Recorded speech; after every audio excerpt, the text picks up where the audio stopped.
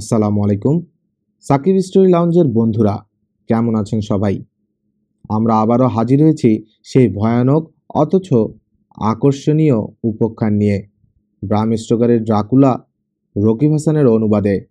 গত দুটি পর্বে আমরা গল্পের বেশ কিছু মোড় দেখেছি, যেখানে রহস্য আর ভয়ের জাল ক্রমশ বিস্তার লাভ করছে।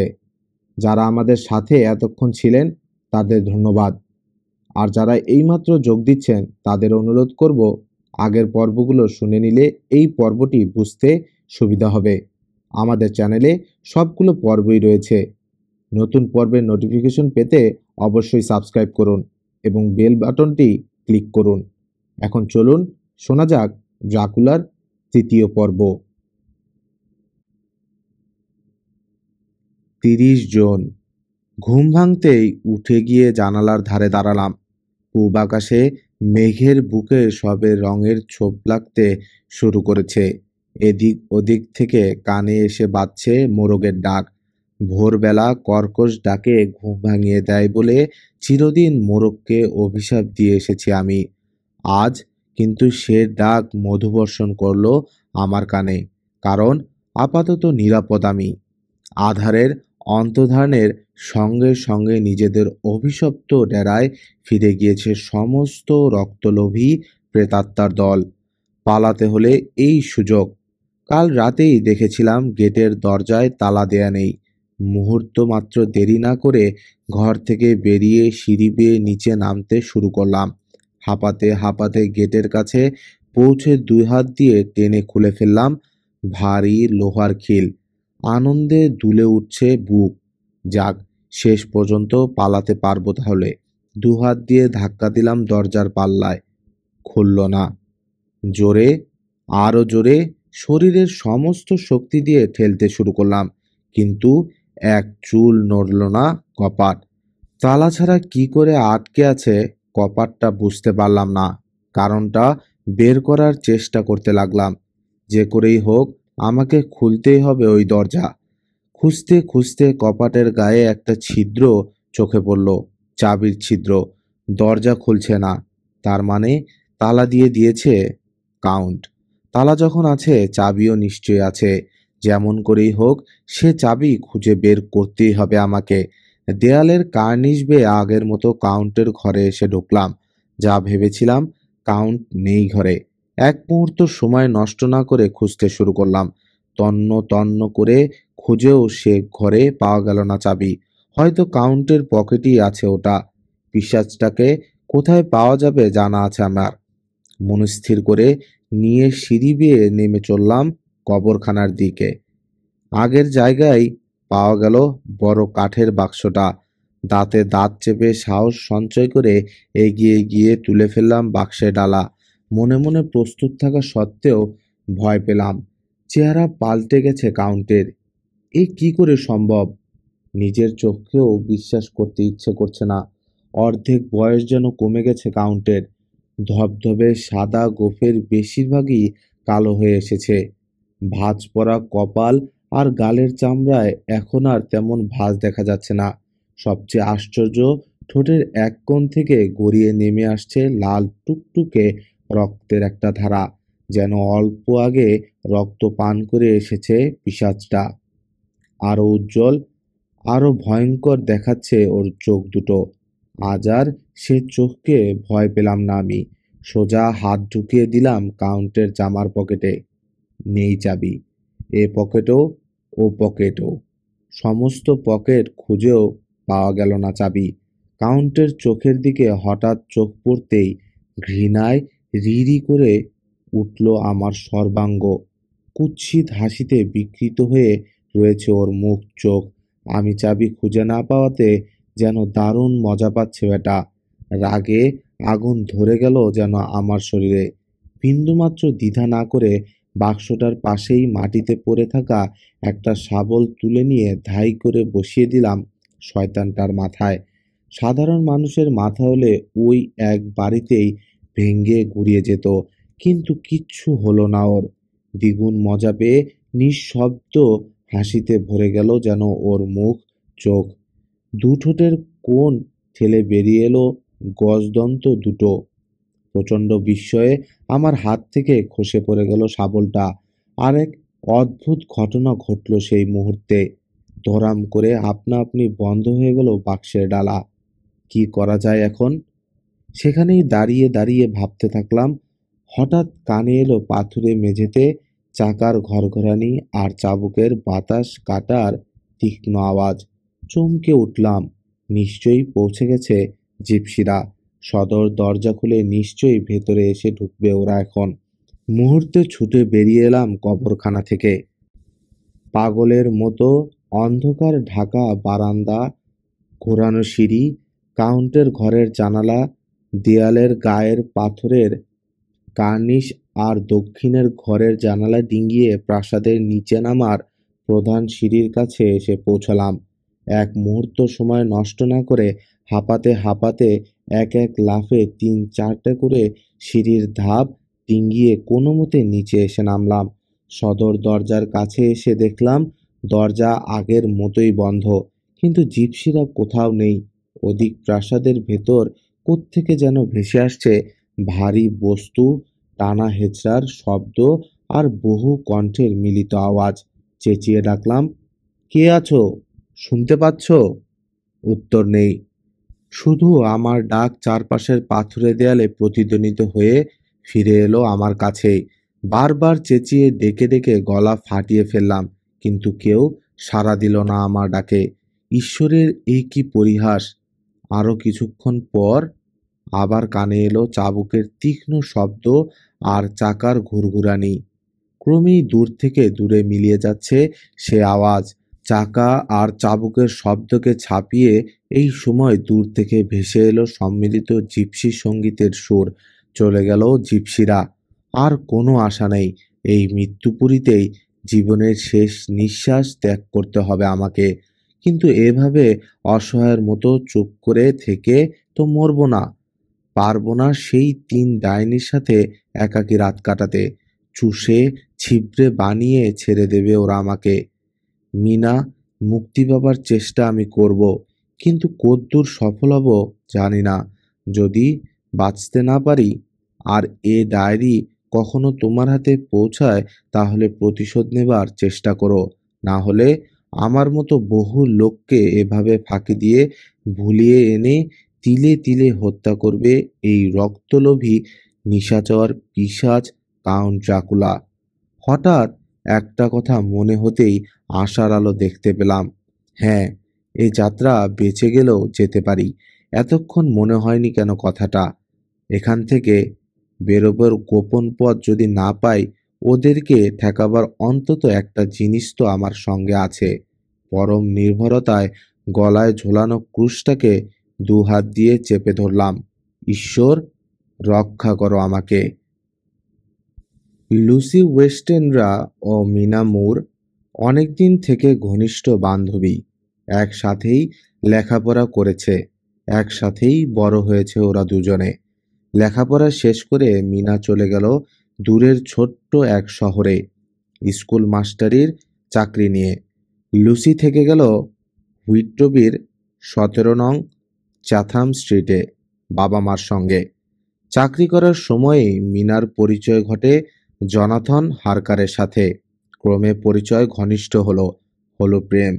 দুজনেই ঠিক করলো বিয়ে করবে একে অন্যকে। যথারীতি আংটি বিনিময় করে বাগদানও হয়ে গেল একদিন।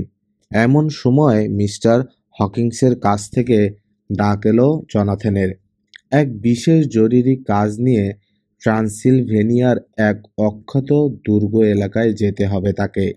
এই কাজ করতে গিয়েই কাউন্ট ড্রাকুলার পাল্লায় পড়ে জনাথন। তবে তা মিনার জানার কথা নয়। সেদিন বিকেলের ডাকে জনাথন কাছ থেকে ছোট্ট একটা চিঠি পেল মিনা। দিন ৭-এর মধ্যেই ফিরে আসবে জনাথন। মনের আনন্দে লুসির কাছে জনাথনের আসার খবর জানিয়ে চিঠি লিখে ফেলল সে। কিন্তু জনাথনের ফিরে আসার খবরটা যে কত বড় মিথ্যে তা ঘুণাক্ষরেও যদি জানত মিনা। মিনার চিঠি পেয়ে লুসিও খুশি। এদিকে তার জীবনেও আমূল পরিবর্তন আসতে যাচ্ছে। বিয়ে হতে যাচ্ছে তারও। একদিনেই তিনটে বিয়ের প্রস্তাব এসেছে সেদিন লুসির কাছে। প্রথমটা এলো দুপুরে, খাওয়া দাওয়ার একটু আগে। ভদ্রলোক, পেশায় ডাক্তার, নাম জন সেওয়ার্ড। অত্যন্ত সম্ভ্রান্ত ঘরে জন্ম জন সেওয়ার্ডের। বয়স 29, অথচ এই বয়সেই বিশাল এক পাগলা গারদের ভার দেয়া হয়েছে তার উপর। সুন্দর চেহারা, তীক্ষ্ণ বুদ্ধি, দৃঢ়চেতা, অথচ এত শান্ত স্থির মেজাজের মানুষ কমই চোখে পড়ে। বেশ কিছুদিন ধরেই লুসির সাথে ঘনিষ্ঠতা হয়েছে তার। বলি বলি করে কথাটা এতদিন বলতে পারেনি জন লুসিকে, কিন্তু সেদিন মনস্থির করে নিয়ে সোজা গিয়ে লুসির ঘরে ঢুকলো জন। লুসিকে সামনে পেয়ে ওর হাত দুটো নিজের দু হাতে তুলে নিয়ে চোখে চোখে তাকিয়ে বলে ফেলল সে, লুসি, আমি তোমাকে ভালোবাসি। তোমাকে জীবনসঙ্গী হিসেবে পেলে নিজেকে ধন্য মনে করব। লুসি ওকে বন্ধু হিসেবে গ্রহণ করেছে সত্য, কিন্তু স্বামী হিসেবে কল্পনা করেনি কখনো। তাই মনে মনে জন দারুণ ব্যথা পাবে জেনেও তাকে ফিরিয়ে দিতে বাধ্য হলো সে। দ্বিতীয় প্রস্তাবটা এলো সেদিনই বিকেলে। আমেরিকার টেক্সাসে বাড়ি ভদ্রলোকের, নাম কুইন্সে মরিস। অভিযান প্রিয়, হাসি খুশি, উচ্ছল এক দুর্ধর্ষ তরুণ। বিরাট বড়লোকের একমাত্র সন্তান। বিশ্ববিদ্যালয়ের উচ্চশিক্ষা শেষ করে অ্যাডভেঞ্চারের নেশায় পাগল হয়ে ঘুরে বেরিয়েছে পৃথিবীর দুর্গম সব অঞ্চলে। লুসিকে দেখার পর থেকে একটা পরিবর্তন এসেছে তার মধ্যে। বিয়ে করে সংসারী হতে চাইছে সে এখন। বিকেলে বাগানের এক কোণে ঘুরে বেড়াচ্ছিল লুসি। সেই সময় এলো মরিস। লুসিকে একলা পেয়ে সোজা বিয়ের প্রস্তাব করে বসল সে। শান্ত এবং ভদ্রভাবে তার প্রস্তাব প্রত্যাখ্যান করলো লুসি। লুসির প্রত্যাখ্যানের পরও কিন্তু মরিসের মুখের হাসি এক বিন্দু মলিন হলো না।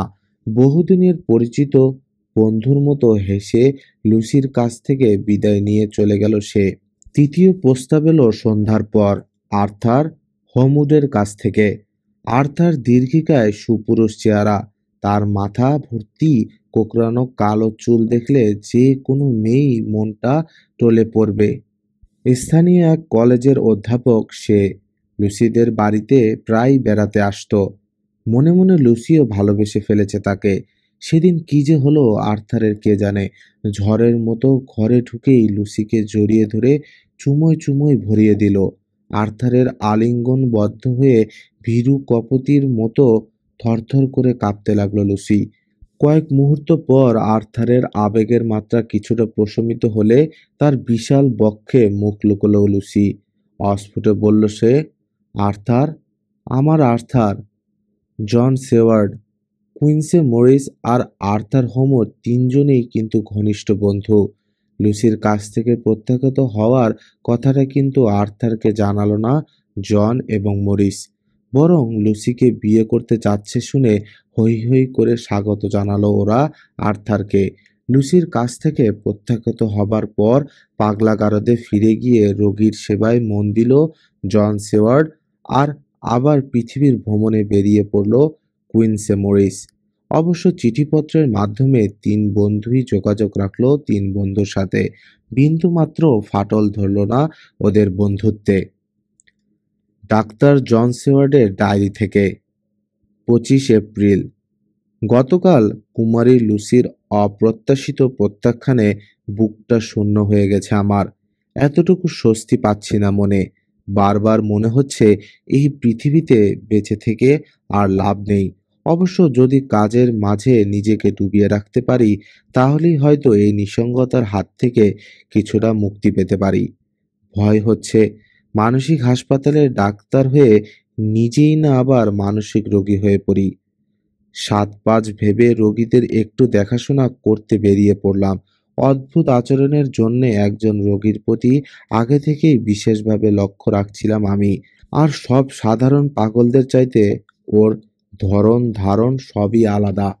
পাগল বলে মনেই হয় না ওকে, অথচ মাঝে মাঝে এমন সব কাজ করে বসে যা কোনো স্বাভাবিক মানুষের পক্ষে একেবারেই অসম্ভব।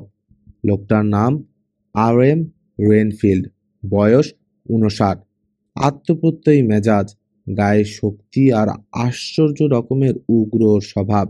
রেনফিল্ডের সাথে ঘন্টার পর ঘন্টা আলাপ করে আমার এইটুকু ধারণাই হয়েছে অলৌকিক শক্তির প্রতি ওর অগাধ বিশ্বাস, এবং আমার ধারণা এই অলৌকিক শক্তির অধিকারী হবার উদ্দেশ্যেই মাঝে মাঝে উদ্ভট সব কাজ কারবার করে বসে রেনফিল্ড। মিনা মুরের ডায়েরি থেকে, 24 জুলাই, হুইটবি। গতকাল আমাকে নিয়ে যেতে স্টেশনে এসেছিল লুসি। আগের চেয়ে এখন অনেক সুন্দর হয়েছে সে। লুসিদের নতুন বাড়িটা দেখে দারুণ ভালো লাগলো আমার। এমন জায়গায় বাড়ি বানিয়েছেন, সত্যি রুচি ছিল লুসির বাবার। ছোটখাটো একটা টিলার ওপর দাঁড়িয়ে আছে ছবির মতো বাড়িটা। সামনে বিস্তীর্ণ উপত্যকার ওপর দিয়ে এঁকে বেঁকে সাগরের দিকে চলে গেছে ছোট্ট একটা পাহাড়ি নদী। নদীটার নাম এসক।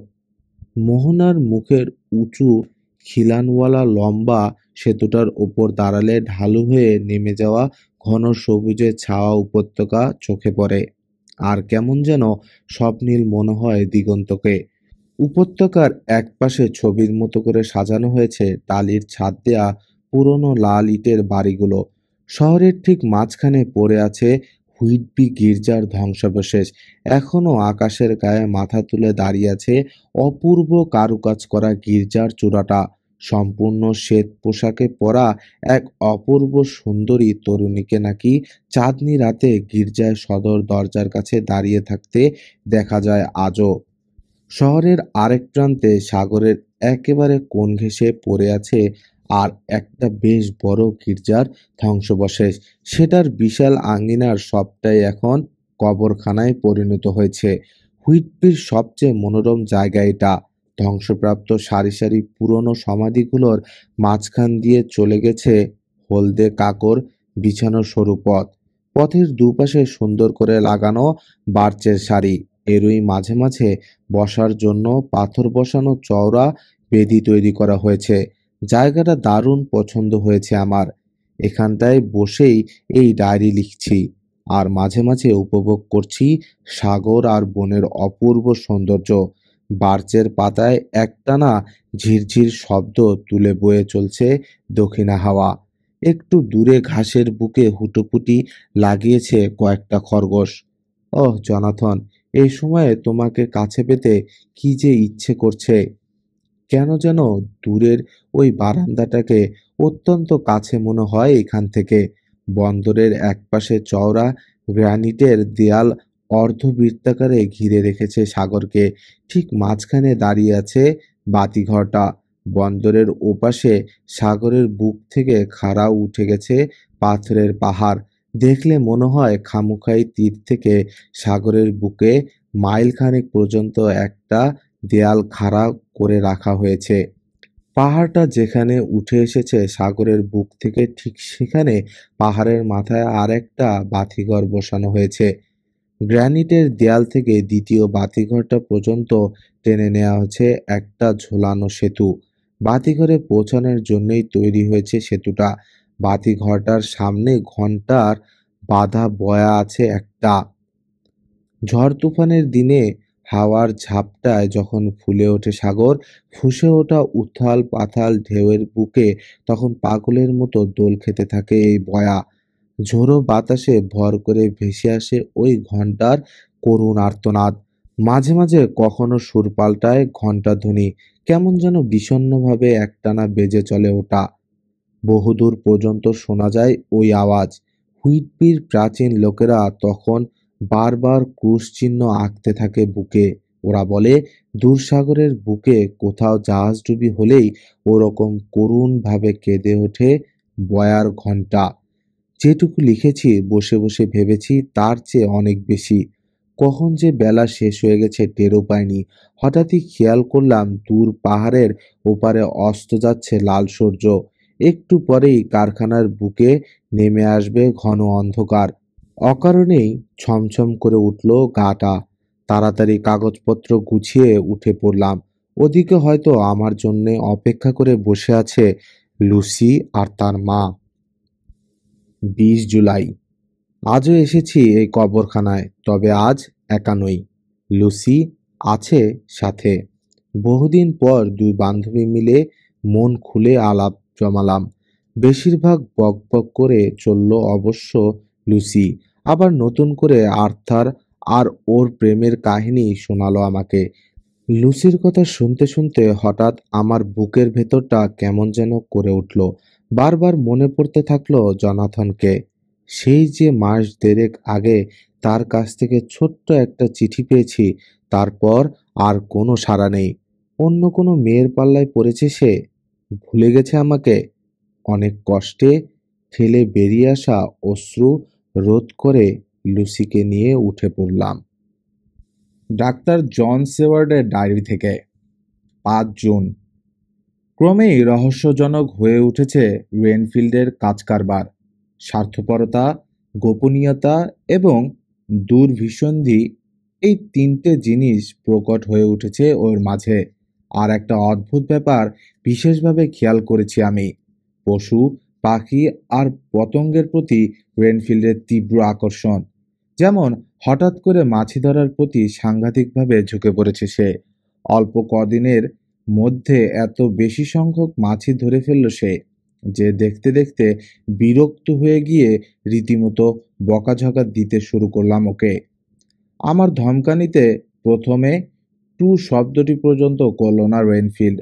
পরে সুযোগ বুঝে আস্তে করে বলল, যদি কিছু মনে না করেন ডাক্তার, আমাকে অন্তত 3টে দিন সময় দিন। এই 3 দিনেই মাছির জঞ্জালকে ঝুঁটিয়ে বিদেয় করব আমি। ভাবলাম দেখাই যাক না কি করে ও। তাই বললাম, ঠিক আছে, কিন্তু ঠিক 3 দিন মনে থাকে যেন। ঠিক করলাম সতর্ক দৃষ্টি রাখতে হবে ওর ওপর। 18 জুন। আমার শাসনেতে মাছির ওপর থেকে আকর্ষণ হারিয়েছে ঠিকই, কিন্তু তার পরিবর্তে মাকড়সার দিকে ঝুঁকে পড়েছে এখন রেনফিল্ড। ইতোমধ্যেই অনেকগুলো বড় সাইজের মাকড়সা ধরে একটা কাঠের বাক্সে ভরে রেখেছে সে। বাক্সটা আমি দিয়েছি ওকে। আমার কাছে সে একটা কাঠের বাক্স চাইল। তা দিয়ে ও কি করে পর্যবেক্ষণ করার জন্যে সঙ্গে সঙ্গে বাক্সটা ওকে এনে দিয়েছিলাম আমি। বেশ কিছু মাকড়সা ধরে ফেলার পর আবার মাছির দিকে ঝুঁকল রেনফিল্ড। ওর ভাগের অর্ধেক খাবারই ও ঘরের ভেতরে, বাইরে, এখানে ওখানে ছড়িয়ে রাখে। মাছিরা প্রলুব্ধ হয়ে ওই খাবারে এসে বসলেই কায়দা করে ওগুলোকে ধরে ফেলে সে। 1 জুলাই। ক্রমশ বেড়েই চলেছে রেনফিল্ডের ধরা মাকড়সার সংখ্যা। ওর পাগলামি আর সহ্য করতে না পেরে আজ গিয়ে সোজা বললাম ওকে, এক্ষুনি ছেড়ে দাও মাকড়সাগুলোকে। কথা শুনে প্রায় কেঁদে ফেলার উপক্রম হলো রেনফিল্ডের। ওর অবস্থা দেখে মায়া হলো আমার। একটু নরম হয়ে বললাম, ঠিক আছে, সবগুলোকে না হোক অন্তত অর্ধেক ছেড়ে দাও। একটু যেন খুশি হলো রেনফিল্ড, কিন্তু হ্যাঁ না বলল না কিছু। মাকড়সাগুলোকে ছেড়ে দেওয়ার জন্যে আরও 3 দিন সময় দিলাম আমি ওকে। কামরা থেকে বেরিয়ে আসতে যাব এমন সময় একটা অদ্ভুত কাণ্ড করে বসলো রেনফিল্ড। ঘরের এক কোণে গোশতের টুকরো ফেলে রেখেছিল সে। আমার নির্দেশেই সরানো হয়নি সেগুলো। পচে যাওয়া ওই গোশতের ওপর থেকে রেনফিল্ডের দিকে উড়ে এলো একটা বড় আকারের ডাঁশ মাছি। অদ্ভুত কায়দায় থাবা মেরে মাছিটাকে ধরে ফেলেই মুখে পুরে দিল সে। পরক্ষণেই চিবিয়ে গিলে ফেলল সে মাছিটাকে। দেখে ঘৃণায় রি রি করে উঠল আমার সমস্ত শরীর। প্রচণ্ড ধমক লাগালাম আমি রেনফিল্ডকে। আমার ধমকের উত্তরে মৃদু হেসে সে জানালো, আপনার হয়তো জানা নেই ডাক্তার, একটা জীবন্ত তাজা জীব, তা সে যাই হোক না কেন, অত্যন্ত উপাদেয় এবং তা জীবনী শক্তিকে উজ্জীবিত করে তোলে শতগুণ। রেনফিল্ডের কথা শুনে হঠাৎ ওর মাছি সংগ্রহের একটা কারণ আন্দাজ করলাম। মাকড়সাগুলোকে কি খাবার জন্যই ধরেছে রেনফিল্ড? নজর রাখতে হবে, দেখতে হবে মাকড়সাগুলোকে নিয়ে ও কি করে। আমার দিকে কিন্তু তখন আর নজর নেই রেনফিল্ডের। বালিশের তলা থেকে একটা ছোট খাতা বের করে গভীর মনোযোগের সাথে তাতে লেখা অঙ্কগুলো দেখছে সে। দেখে মনে হয় বেশ বড় আকারের একটা হিসেব লেখা আছে খাতায়, কিন্তু কিসের হিসেব তাও জানতে হবে আমাকে। 8 জুলাই। রেনফিল্ডের পাগলামিটাকে ঠিক পাগলামি বলে আর ভাবতে পারছি না এখন। সাধারণ পাগলদের চাইতে ওর রকম সকম সম্পূর্ণ আলাদা। এটাই আরো বেশি চিন্তিত করে তুলল আমাকে।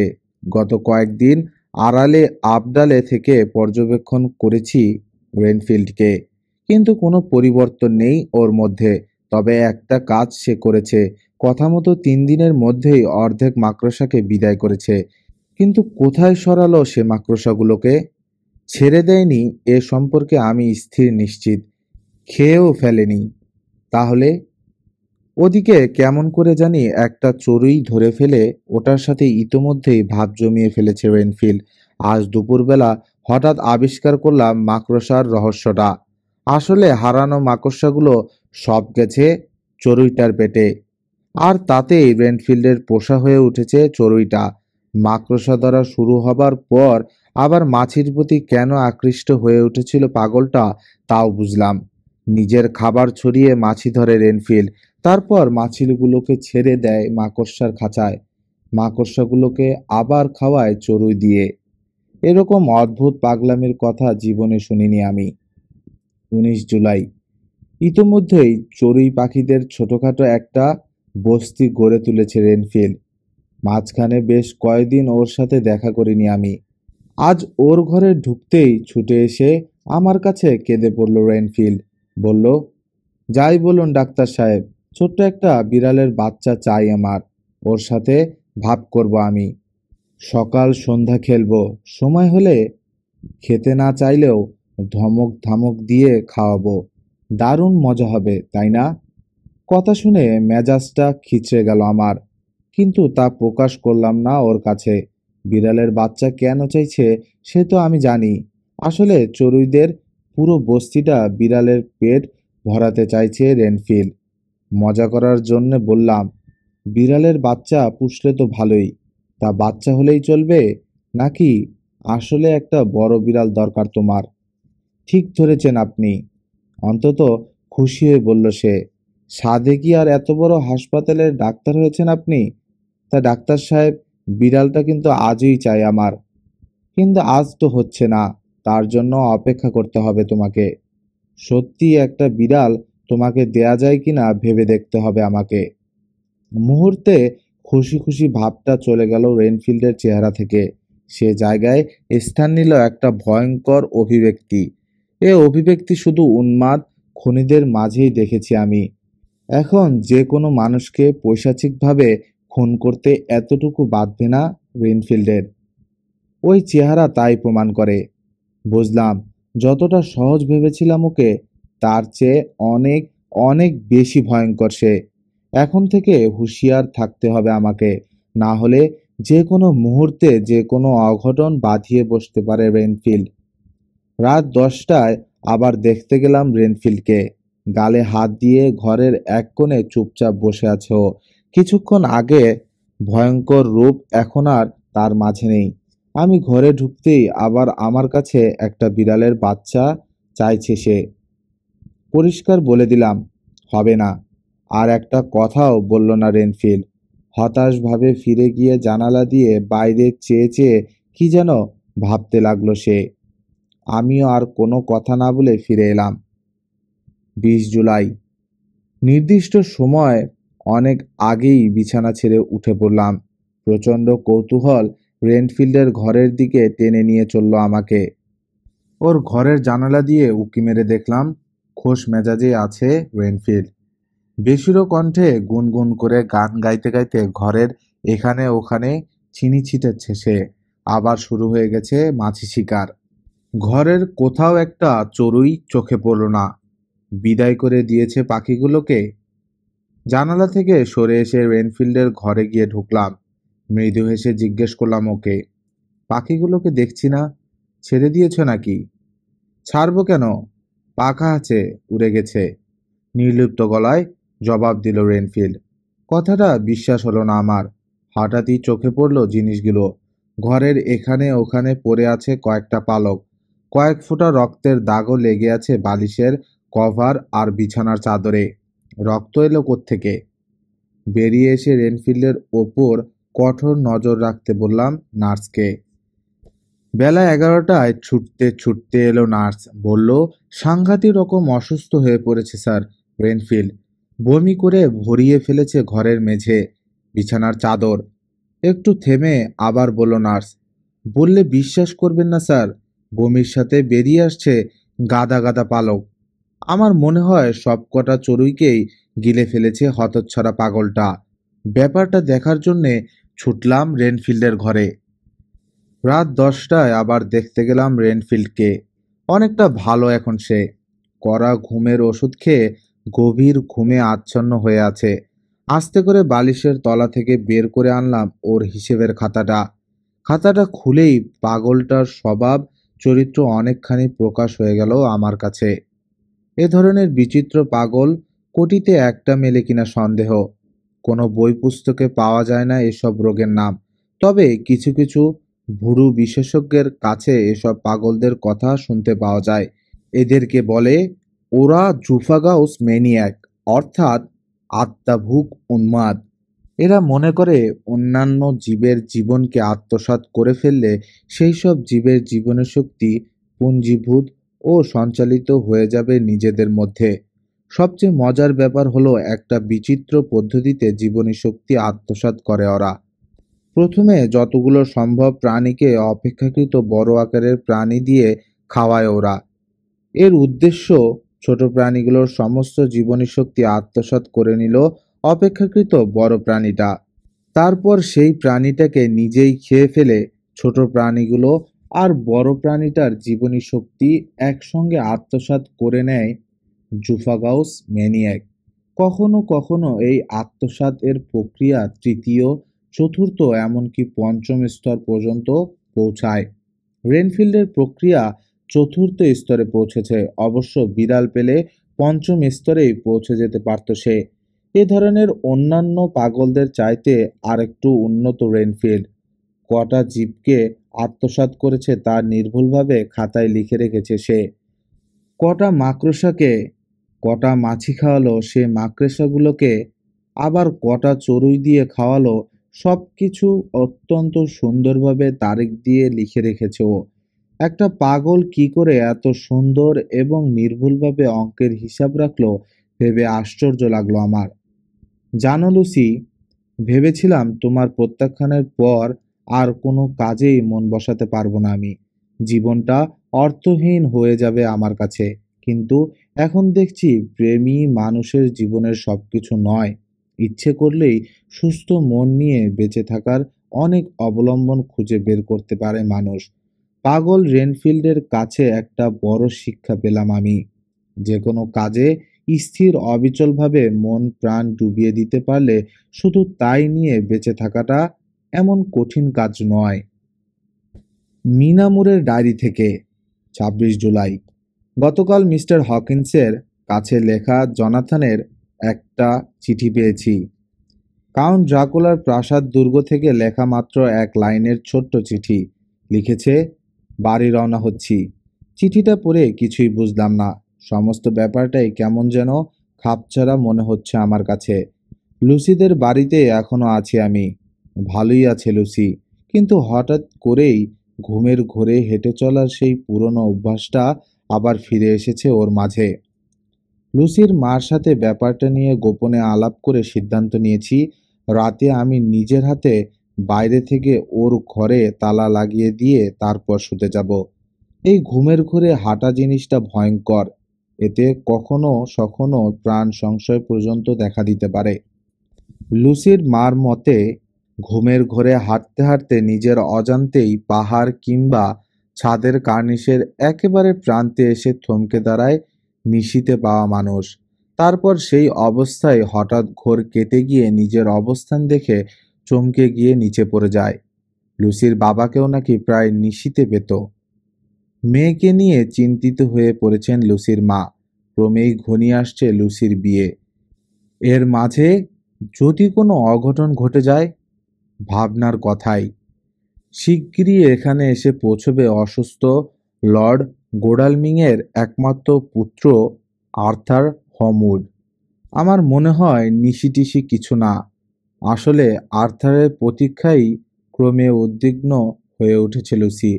এবং সেই চিন্তায় ঘুম না আসাতে বিছানা ছেড়ে উঠে আপন মনে ভাবতে ভাবতে ঘুরে বেড়ায় সে। 27 জুলাই। আর কোনো রকম খবর পাইনি জনাথনের কাছ থেকে। ওর জন্যে আমার আশঙ্কা বেড়ে যাচ্ছে দিন দিন। ছোট্ট একটা চিঠি যদি শুধু পেতাম ওর কাছ থেকে। ওদিকে ঘুমের ঘোরে হাঁটার অভ্যাস কিন্তু দিনকে দিন বেড়েই চলছে লুসির। বাইরে থেকে অবশ্য ওর ঘর তালাবদ্ধ করে রাখি আমি, কিন্তু ঘরের ভেতরেই ওর হাঁটার শব্দে প্রায় রাতেই ঘুম ভেঙে যায় আমার। জনাথনের কোনো খবর নেই, ওদিকে লুসির এই অবস্থা, সব মিলিয়ে দুর্ভাবনার শেষ নেই আমার। বুঝতে পারছি এ অবস্থার আর বেশি দিন চললে অসুখে পড়ে যাব আমি। একমাত্র সান্ত্বনা, লুসির স্বাস্থ্যের কোনো পরিবর্তন ঘটেনি এখনো। এই সময় তার বার্তা এলো আর্থারের কাছ থেকে। ওর বাবার স্বাস্থ্যের আরও অবনতি ঘটেছে, কাজেই ওর আসতে আরও কদিন দেরি হবে। 3 আগস্ট। আরও সপ্তাহখানেক কেটে গেল, এখন পর্যন্ত কোনো খবর নেই জনাথনের। কি হলো ওর? সাংঘাতিক কোনো অসুখে পড়েছে? ওর চিন্তায় রাতে ভালো ঘুম হয় না আমার। ঘুমের ঘোরে হাঁটা একটু কমেছে লুসির, কিন্তু নতুন আরেক পরিবর্তন টের পাওয়া যাচ্ছে ওর মাঝে। আগের চেয়ে অনেক শান্ত হয়ে গেছে ও। 10টার কথা জিজ্ঞেস করলে 1টার উত্তর পাওয়া যায়। আর রাতের বেলা ঘর থেকে বেরোবার এক উদগ্র ইচ্ছে জেগে উঠেছে ওর মাঝে। অবশ্য কখনোই রাতের বেলা ওকে ঘর থেকে বেরোতেই দিই না আমি। এ কি ভয়ঙ্কর কোন বিপদের পূর্ব লক্ষণ! 6 আগস্ট। দেখতে দেখতে কেটে গেল আরও 3টে দিন, অথচ কোনো খবর নেই জনাথনের। শুধু যদি জানতাম কোথায় আছে ও, তাহলে নিজে গিয়ে দেখা করতে পারতাম তার সাথে। জানি না যখন, দুর্বিষহ হলেও অপেক্ষা করা ছাড়া আর কোনো উপায় নেই। লুসির মনের অস্বস্তির ভাবটা আরও বেড়ে গেছে। রাতে বলতে গেলে আর বিছানায় পিঠই লাগায় না সে এখন। আজ একটা অদ্ভুত কথা শুনলাম স্থানীয় লোকদের মুখে। গতরাতে নাকি প্রচণ্ড ঝড় উঠেছিল দূর সাগরে। কথাটা অবশ্য মিথ্যে ভাববার কোনো কারণ নেই। এখন পর্যন্ত কালো মেঘে ছেয়ে আছে আকাশ, সূর্যের চিহ্নও দেখা যাচ্ছে না। কিন্তু বিস্মিত হবার কারণ সেটা নয়, কারণ হলো আশ্চর্য ঘন কুয়াশায় ছেয়ে গিয়েছিল দিগন্ত, আর বন্দরের কোলাহল ছাপিয়ে ভেসে এসেছিল একটা বিষণ্ণ চাপা গুম গুম শব্দ, সেই বাধায় বাধা ঘন্টার শব্দ। জেলেরা বলছে নিশ্চয়ই কোনো না কোনো জাহাজ ডুবছে দূর সাগরে। একটু আগে লুসির মার সাথে দেখা করতে এসেছিলেন মিস্টার সোয়ালেজ।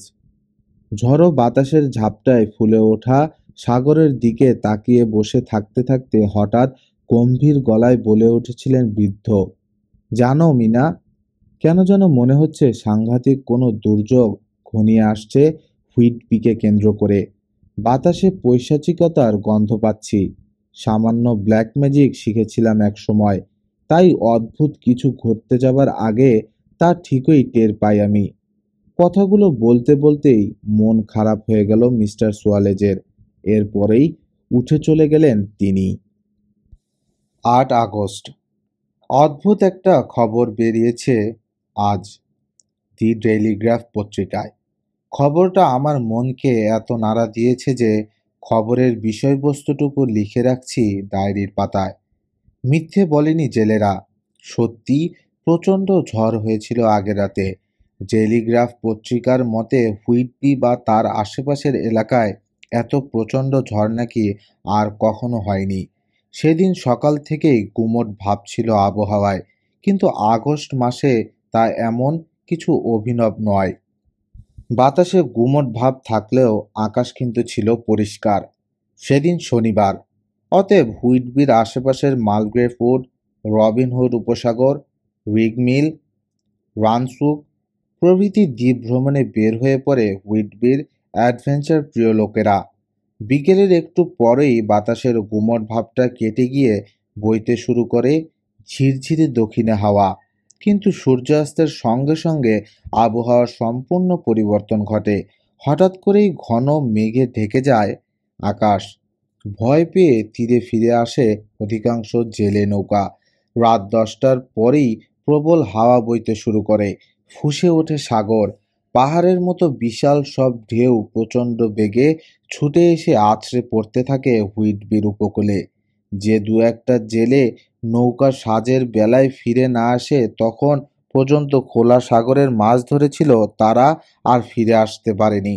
গ্রাস করে নিয়েছে তাদের উত্তাল সাগর। ভয়ঙ্কর সে ঝড়ের বর্ণনা দিতে গিয়ে হুইটবির প্রাচীন নাবিকেরা বলেছে এমন ঝড় নাকি জীবনে আর দেখেনি ওরা, এমনকি তাদের বাপ দাদাদেরও মুখেও কখনো শোনেনি। সূর্য ডোবার পর থেকে যেমন হঠাৎ করেই শুরু হয়েছিল ঝড়, ভোরবেলা মোরগ ডাকার সঙ্গে সঙ্গে তেমনি হঠাৎ করেই থেমে যায় আবার। সবচেয়ে আশ্চর্য ব্যাপার হলো, ভোরবেলা হুইটবির উপকূলে রহস্যজনকভাবে পড়েছিল একটি অচেনা পরিত্যক্ত জাহাজ। 9 আগস্ট। খবরের শেষ অংশটুকু লিখে রাখছি আজ। খোঁজ খবর করে জানা যায় পরিত্যক্ত জাহাজটির নাম ডিমেটার। কিছুদিন আগে ভার্না বন্দর থেকে মাল নিয়ে রওনা দেয় এই ছোট্ট রাশিয়ান জাহাজটি। জাহাজটিতে করে হুইটবির জনৈক আইনজীবী মিস্টার এস এফ বিলিংটনের নামে কয়েকটা বড় বড় কাঠের বাক্স পাঠানো হয়। রাশিয়ান বাণিজ্য দূত এবং স্থানীয় বন্দর কর্তৃপক্ষের অনুমতি নিয়ে পর্যবেক্ষণের উদ্দেশ্যে ডিমেটারে গিয়ে ওঠে কয়েকজন স্থানীয় সাংবাদিক। জাহাজের ভেতরে তন্ন তন্ন করে খুঁজতে থাকে সাংবাদিকেরা। শেষ পর্যন্ত ইঞ্জিন রুমে একটি মাত্র মৃতদেহ আবিষ্কার করে ওরা। জাহাজের হুইলের সাথে শক্ত করে বাঁধা ছিল লাশের ডান হাতটা, অন্য হাতে ধরা একটা কাঠের ক্রুশ। লাশের সারা মুখে স্পষ্ট আতঙ্কের ছাপ। পুলিশ সার্জেন্ট জে এম কাফিনের মতে 2 দিন আগেই মারা গেছে লোকটা। একটা লগবুক পাওয়া গেছে লাশের পকেট থেকে। লগবুকটা পড়ে জানা গেছে ডিমেটার জাহাজের ক্যাপ্টেন ছিলেন মৃত লোকটা।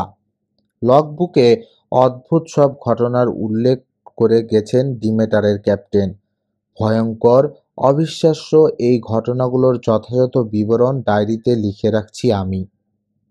6 জুলাই। কয়েকটা বড় বড় বাক্স ভর্তি বালি আর মাটি নিয়ে দুপুরের দিকে রওনা হলো আমাদের মালবাহী জাহাজ ডিমেটার। আবহাওয়া পরিষ্কার। আমি বাদে আর 5জন নাবিক, 2জন খালাসি, একজন বাবুর্চি এবং একজন প্রধান সহকারী সহ আরও মোট 9জন লোক আছে জাহাজে। 11 জুলাই। তুরস্কের সীমান্ত অঞ্চল বসফরাসে এসে প্রবেশ করলাম ভোর হবার আগেই। একটু পরেই তদন্তের উদ্দেশ্যে জাহাজে এসে উঠল শুল্ক বিভাগের কয়েকজন লোক। এদের তদন্ত শেষ হলো বিকেল 4টে নাগাদ। ছাড়পত্র পেয়ে আবার চলতে শুরু করলো জাহাজ। 12 জুলাই। দার্দালেসে এসে অল্পক্ষণের জন্যে আরও কবার ঝামেলা পোহাতে হলো উপকূল রক্ষী ও জলপুলিশের হাতে। আর কি পেলোগা পার হয়ে এলাম মাঝরাতে। 13 জুলাই। মাথাপান অন্তরীপ ছাড়িয়ে আসার পরপরই একটা চাপা উত্তেজনা ছড়িয়ে পড়ল সমস্ত জাহাজে। কেন যেন একটু আতঙ্কিত হয়ে পড়েছে নাবিকেরা। কারণটা জানতে পারলাম না। 14 জুলাই। ক্রমশ বেড়েই চলছে উত্তেজনা। বলিষ্ঠ, কর্মঠ ওই লোকগুলোর এই ব্যবহারের সঠিক কোনো কারণ খুঁজে পেলাম না। বহু জিজ্ঞাসাবাদের পর জানতে পারলাম জাহাজে অস্বাভাবিক কিছু আছে বলে সন্দেহ করছে নাবিকেরা। কোথায় কোথায় বুকে ক্রুশ চিহ্ন আঁকছে ওরা। এসব নিয়ে কথা কাটাকাটি করতে করতে 2জন তো প্রায় মারামারি বাঁধিয়ে দিল, কিন্তু অন্যেরা ধরে শান্ত করে দিল ওদের। 16 জুলাই। পেট্রোভস্কি নামে একজন নাবিককে খুঁজে পাওয়া যাচ্ছে না মাঝরাতের পর থেকেই। বহু খোঁজাখুঁজি করেও তার সন্ধান না পেয়ে পুরোপুরি আতঙ্কিত হয়ে উঠেছে নাবিকেরা। এরকম কিছু ঘটার আশঙ্কা নাকি আগে থেকেই করেছিল তারা। ওদের সন্দেহ সাংঘাতিক বিপদ ঘনিয়ে আসছে ডিমেটারের ওপর। 17 জুলাই। অদ্ভুত একটা ঘটনার উল্লেখ করেছে গতকাল নাবিক ওলগারেন। আগের রাতে পেছনের ডেকে দাঁড়িয়ে পাহারা দিচ্ছিল সে।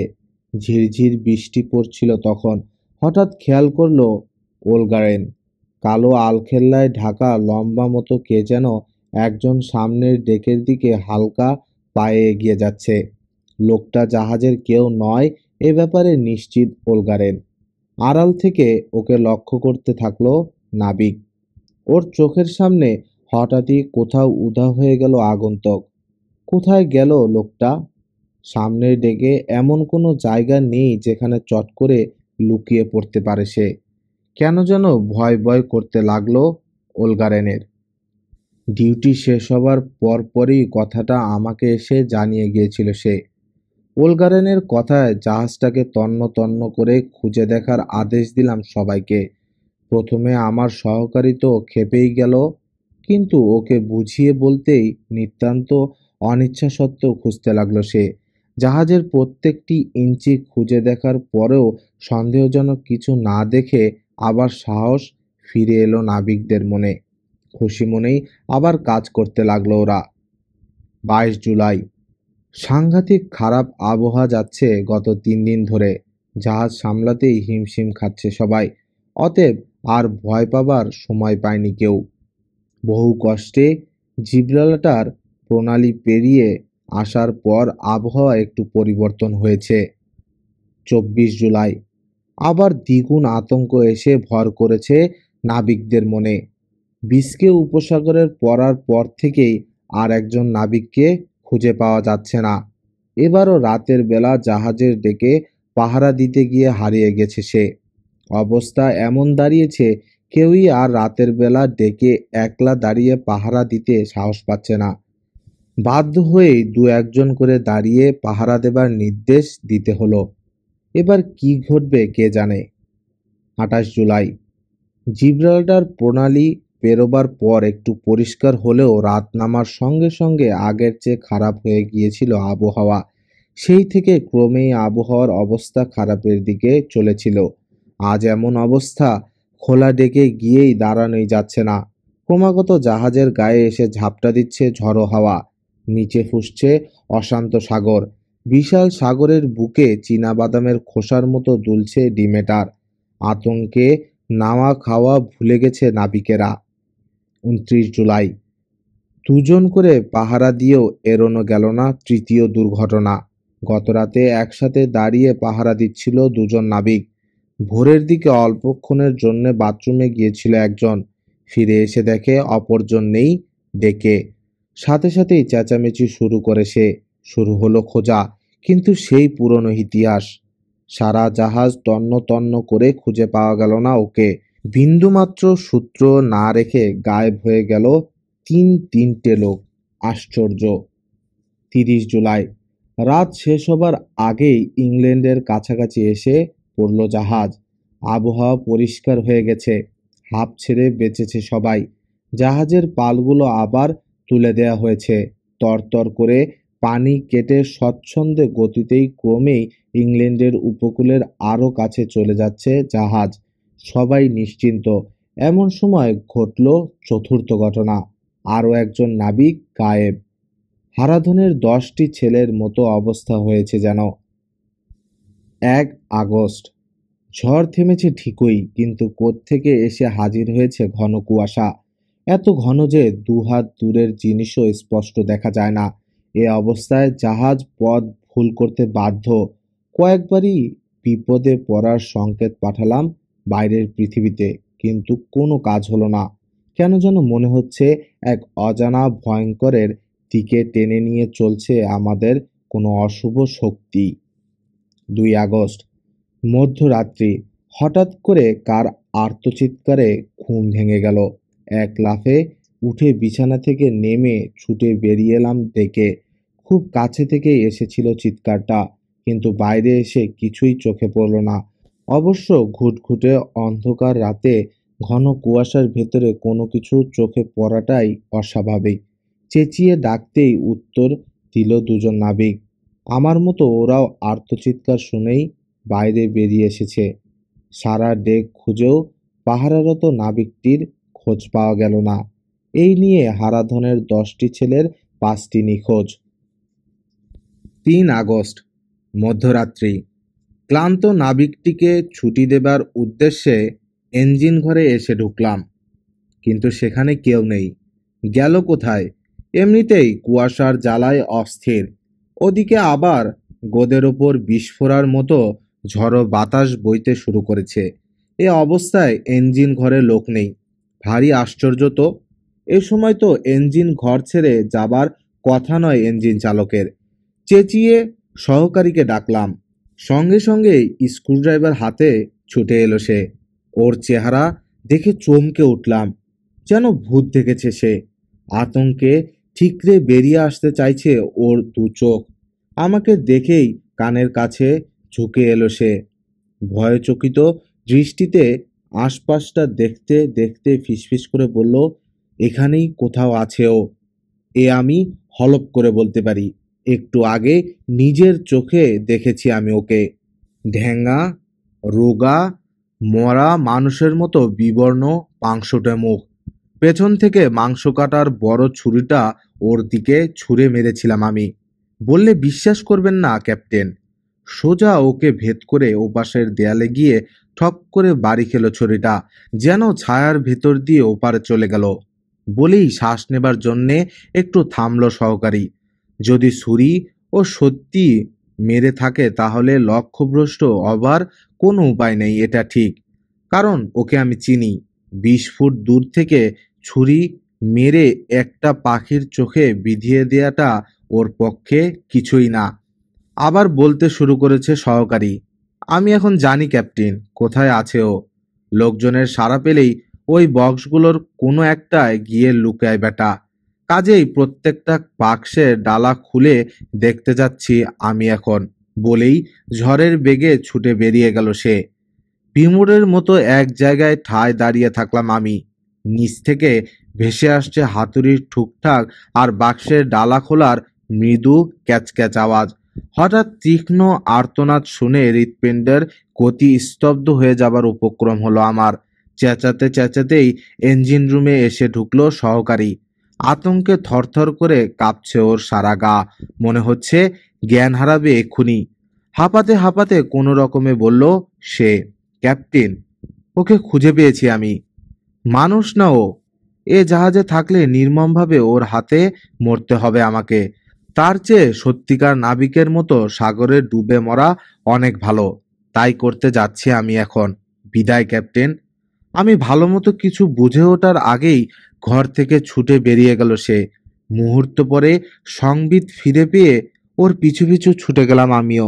কিন্তু ঘন কুয়াশার জন্যে ও কোন দিক দিয়ে গেল ঠাহর করতে পারলাম না। ঝড়ো বাতাসের গর্জনকে ছাপিয়ে কানে এলো শুধু ওর পানিতে ঝাঁপিয়ে পড়ার মৃদু ছলাৎ শব্দ। আমার চোখের সামনেই শেষ হয়ে গেল আর একটা জীবন। কয়েকটা মুহূর্ত এক জায়গায় স্তব্ধ হয়ে দাঁড়িয়ে থেকে নাবিকদের কেবিনের দিকে এগিয়ে চললাম। কেবিনের দরজার কাছে পৌঁছেই থমকে দাঁড়াতে হলো। দমকা বাতাসে এদিক ওদিক বাড়ি খাচ্ছে খোলা দরজা। ভেতরে কেউ নেই। কেবিনের দেয়ালে ঝোলানো লণ্ঠনটা খুলে নিয়ে খুঁজতে বেরোলাম ওদের। সারাটা জাহাজ খুঁজেও পাওয়া গেল না কাউকে। নিষ্ঠুর সত্যটা আর চাপা থাকলো না আমার কাছে। হারাধনের 10 ছেলের 9টি সাগরে ঝাঁপ দিয়েছে। ওদের ঝাঁপ দেওয়ার কারণটা স্পষ্ট না হলেও আবছা মতো আন্দাজ করলাম। ভয়ঙ্কর কোনো কিছু দেখে আতঙ্কে জ্ঞান বুদ্ধি হারিয়ে আমার সহকারীর মতোই পানিতে ঝাঁপিয়ে পড়েছে ডিমেটারের প্রত্যেকটি নাবিক। পরিষ্কার বুঝতে পারলাম কোনো দিন আর বন্দরে পৌঁছতে পারবো না আমিও। 4 আগস্ট। ভোর হয়েছে অনেকক্ষণ হলো, কিন্তু গাঢ় কুয়াশা ভেদ করে সূর্যের আলো পৌঁছতে পারছে না এখানে। গত রাত থেকে ঠায় বসে আছি ইঞ্জিন রুমে। শেষে আবার আমার নাবিকের মতো বুদ্ধি বিবেচনা হারিয়ে ঝাঁপিয়ে পড়ি এই ভয়ে। হুইলের কাছে কেউ নেই জেনেও ইঞ্জিন রুম ছেড়ে যাবার সাহস পাচ্ছি না। বাঁচব না ঠিকই, কিন্তু ক্যাপ্টেনের সম্মানকে ক্ষুণ্ণ করে জাহাজ ছেড়ে যেতে পারবো না আমি। গতরাতে ইঞ্জিন ঘরের এক কোণে অস্পষ্ট আলো ছায়ার ভেতর দাঁড়িয়ে থাকতে দেখেছি আমি ওকে। এত ভয়ঙ্কর চেহারা জীবনে দেখিনি আমি। ওকে দেখে মনে হয়েছে নরক থেকে উঠে এসেছে যেন সাক্ষাৎ শয়তান। বারবার মনে হচ্ছে যাই, ঝাঁপিয়ে পড়ি সাগরে। কারণ এ চেহারা আর দ্বিতীয়বার দেখবার সাহস নেই আমার। জাহাজে থাকলে আজ রাতেও আবার দেখব ওকে, এই ব্যাপারে আমি নিশ্চিত। কিন্তু না, পরাজিত হতে পারবো না ওর কাছে। জাহাজে থেকেই মরবো আমি। অসচেতন মুহূর্তে যাতে কিছু করে বসতে না পারি সেজন্যে ডান হাতটাকে শক্ত করে বেঁধে রাখবো হুইলের সাথে। কিন্তু রাত যতই এগিয়ে আসছে মনে মনে ততই দুর্বল হয়ে পড়ছি। আর দেরি করা যায় না, এখনই হাতটা হুইলের সাথে বেঁধে ফেলা দরকার।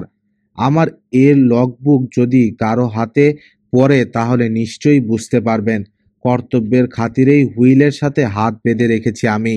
আমার আরও একটা অনুরোধ থাকলো তার কাছে, সম্ভব হলে সে যেন দুনিয়ার বুক থেকে ধ্বংস করে দেয় এই রক্তলোভী পিশাচকে। না হলে নিরপরাধ 10 জন নাবিকের আত্মা শান্তি পাবে না কোনোদিন। বিদায় হে পৃথিবী, বিদায়। ঈশ্বর, স্বর্গের দ্বার খুলে রাখো আমার জন্যে। তোমার পদপ্রান্তে ঠাঁই নিতে আসছি আমি। মিনামুরের ডায়েরি থেকে 10 আগস্ট। ঘুমের ঘোরে হাঁটার অভ্যাসটা অনেক কমে এসেছে লুসির, কিন্তু তার পরিবর্তে আরেকটা নতুন উপসর্গ দেখা দিয়েছে। ঘুমের মধ্যেই অস্বাভাবিক রকম ছটফট করে সে। গতকাল লুসির সাথে একই ঘরে রাত কাটিয়েছি। ওর ছটফটানিতে একটুর জন্য দু চোখের পাতা এক করতে পারিনি আমি। সারা রাত ছটফট করে ভোরের দিকে গভীর ঘুমে ঢলে পড়েছে লুসি। ঘুম ভাঙলে ওকে নিয়ে সাগরের ধারে বেড়াতে বেরোলাম। ঝকঝকে পরিষ্কার নীল আকাশের এখানে ওখানে ভেসে বেড়াচ্ছে সাদা মেঘের ভেলা। ভোরের কচিরোদ এসে পড়েছে বিচিত্র রঙা মেঠো ফুলের গায়ে। ফুলগুলোর কোনোটায় রাতের ঝরে পড়া দু একটা শিশির বিন্দু এখনো লেগে আছে। সূর্যের সোনালি আলো পড়ে রামধনু 7 রং সৃষ্টি করেছে ওই শিশির বিন্দুগুলো। সাগরের বুক থেকে বয়ে আসছে ঝিরঝির দক্ষিণা হাওয়া। শান্ত ওই সাগরের দিকে চেয়ে কেউ কল্পনা করতে পারবে না মাত্র কয়েকদিন আগে ঝড়ের দাপটে ওর বুকেই উথাল পাথাল নেচে বেরিয়েছে পাহাড় প্রমাণ বিশাল সব ঢেউ। হাঁটতে হাঁটতে ধ্বংসপ্রাপ্ত প্রাচীন গির্জাটার কাছে চলে এলাম। গির্জার আঙিনায় লোকের ভিড়। ডিমেটারের সেই হতভাগ্য ক্যাপ্টেনের লাশ দাফন করতে আনা হয়েছে আজ।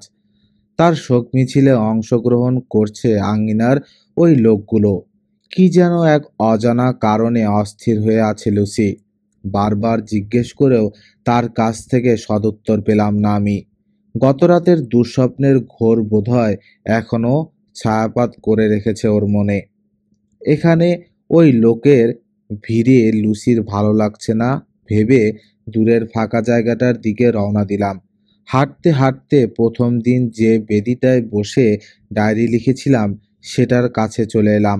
এখানেও দাঁড়িয়ে দাঁড়িয়ে জটলা করছে জনা কয়েক লোক। ওদের মাঝে আমার একজন পরিচিত লোকও আছে। আমাদের দেখেই এগিয়ে এসে বলল সে, জানেন মিস মুর, আজ ভোরে এই বেদির ওপর মরে পড়েছিল বৃদ্ধ মিস্টার সোয়ালেজ। ডাক্তার রায় দিয়েছেন অস্বাভাবিক আতঙ্কজনিত কারণে হৃৎপিণ্ডের ক্রিয়া বন্ধ হয়ে মারা গেছেন বৃদ্ধ। শুনে মনটা খারাপ হয়ে গেল। ভাবতে ভাবতেই রবিনহুড উপসাগরের পাহাড়ি উপত্যকার দিকে এগিয়ে চললাম আমি আর লুসি। 11 আগস্ট। গতকাল শেষ করতে পারিনি লেখাটা, আজ যেভাবেই হোক শেষ করে ফেলবো এই প্রতিজ্ঞা নিয়েই লিখতে বসেছি। রবিনহুড উপসাগরের কাছাকাছি পৌঁছেই মুখের বিষাদ ভাবটা কেটে গেল লুসির। চারপাশের অপূর্ব প্রাকৃতিক সৌন্দর্য উপভোগ করতে করতে খুশি মনেই এগোতে থাকলাম আমরা। উপসাগরের একবারে তীরের কাছের পাহাড়টার কোণ ঘেঁষে দাঁড়িয়ে আছে প্রাচীন ছোট্ট একটা সরাইখানা। প্রায় নির্জন সেই সরাইখানার খোলা একটা জানালার ধারে চা খাওয়ার জন্য বসলাম আমরা। দূরের ঢেউ খেলানো চারণভূমি থেকে ভেসে আসছে পশুর গলায় বাঁধা ঘণ্টার সুরেলা মৃদু টুংটাং আওয়াজ।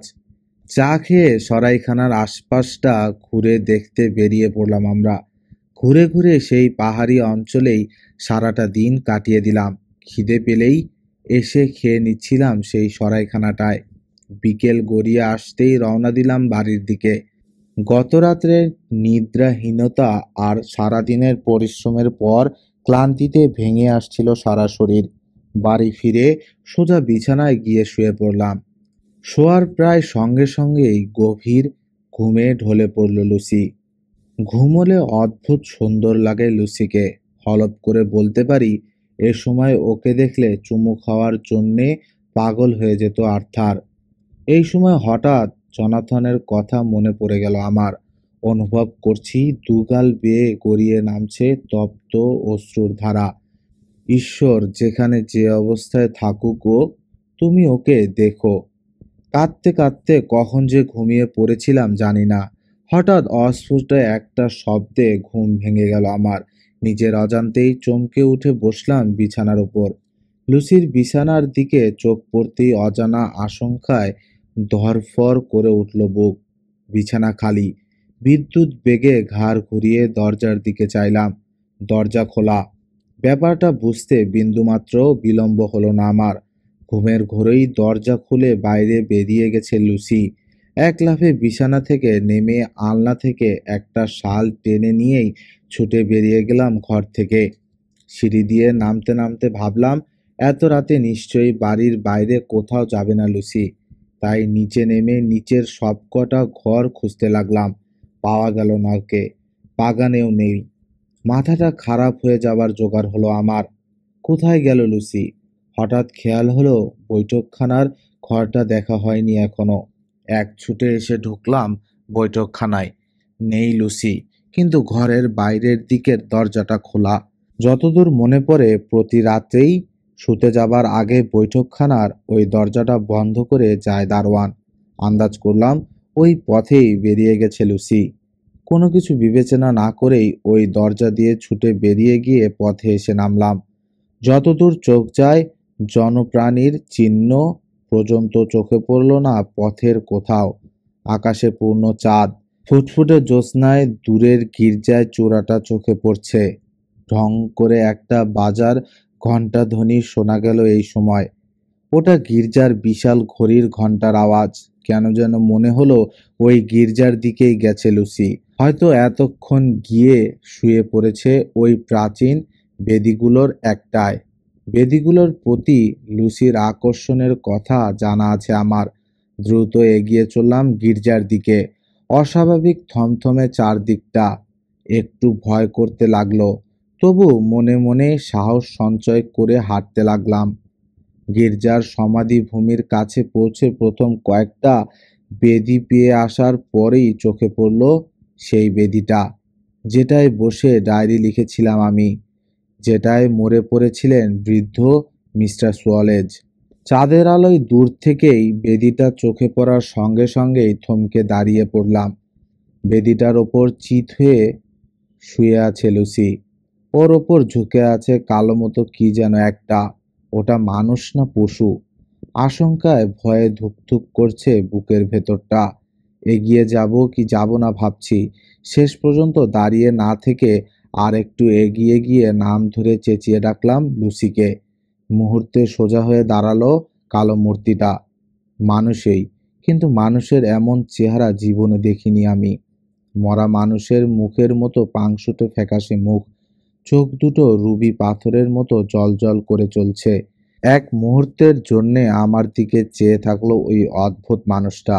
তারপরেই দু হাত ছড়িয়ে দিয়ে গায়ের কালো আলখেল্লার দুটো প্রান্ত ডানার মতো করে মেলে বিশাল একটা বাদুড় হয়ে যেন উড়ে গেল আকাশে।